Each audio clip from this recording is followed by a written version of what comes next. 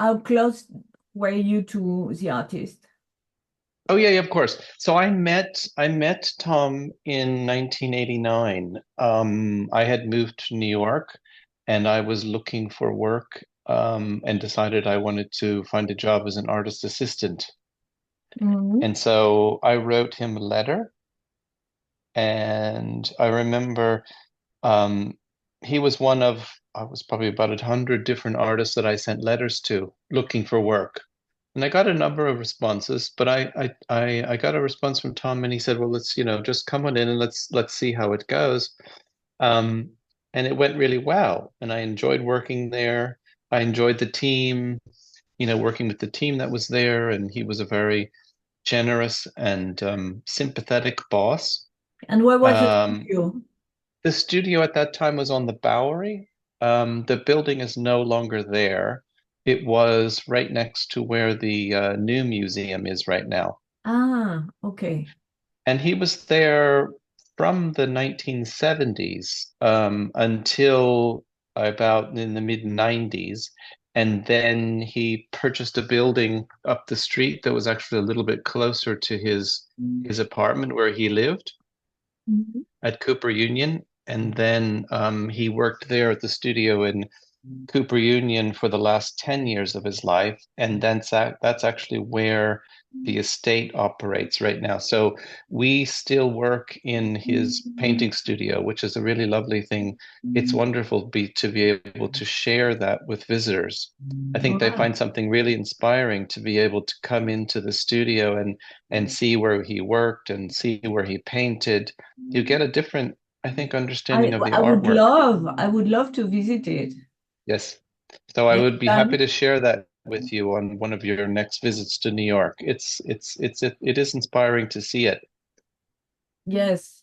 And in fact, it would be nice to have a plaque, to have some kind of signal near the new museum that Wesselmann was there. I think that's a great idea. There is someone actually it's on the website of the new museum. I know they did a page that was a map that showed you all of the different artists who had studios in that area. Ah. I mean, Rothko had a studio not too far from there, obviously a different decade, but Rothko had a studio near there, and then Michael On the other Goldberg was side of the street, right? exactly right on the corner of Houston and the Bowery. Many artists had studios in that area during that period, so it's a very rich sort of cultural history there. He was very individualist. I think they were all actually very individualist. I mean, if you Yes. look at each of those artists, they have very unique voices. I think that's why, that they get singled out as, sort of defining that movement. They really, really, all of them sort of pushed the boundaries of what that could be. Um, I think that's also because they were all inventing it. It hadn't been there before. It sort of changes maybe as the decade goes on, but in the beginning, they're really inventing something new. And that's, I think, what we admire today. But it's striking to see how the entire world was suddenly obsessed, in a way or another, by the everyday life. From Absolutely. from Brazil to I don't know, to America, of course, to France or to Germany. There were Asia to Japan. Yeah, exactly exactly. Japan. There's an obsession about this new society of consumption in a way. Everyone focused on one subject of or another. But so Wesselmann didn't have the feeling of belonging to something, right? I think he understood that, and he certainly saw the benefit of being seen within that group.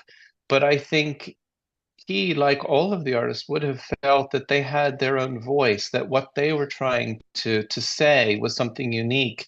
Um, and I think the other problem with it that he would have seen is that if you're seen as a member of the group, that there's some way of making all of the work kind of seem the same, rather than seeing the individuality of it. So they're all pop artists, so they're all talking about popular culture. So we can look at them all and sort of see them as the same. And I think he wanted to be seen as an individual, like any of them would have.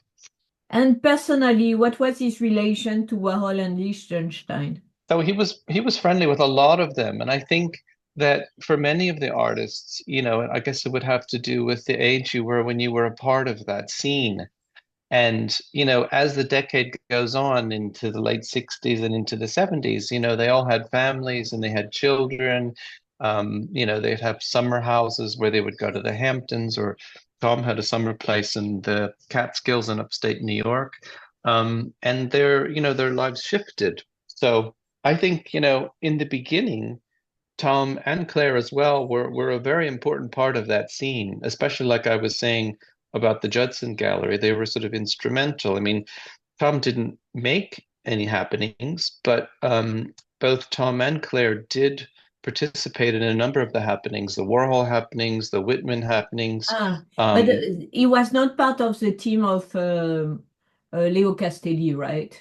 No, exactly. That's why I made that point about the Janus Gallery, because once Green Gallery closed, the artists who had showed there, like Rosenquist showed there, Donald Judd showed there. I don't think Lichtenstein showed there, but you know, many of those artists would go sort of one way or the other. And at the period, I mean, probably the two most important galleries would have been Sidney Janis and Leo Castelli. I mean, Sydney Janis Gallery had a long history, having supported they're very involved in, well, Mondrian in the, you know, late 40s, but then also being very instrumental for the abstract expressionist painters. I mean, de Kooning and Rothko, they all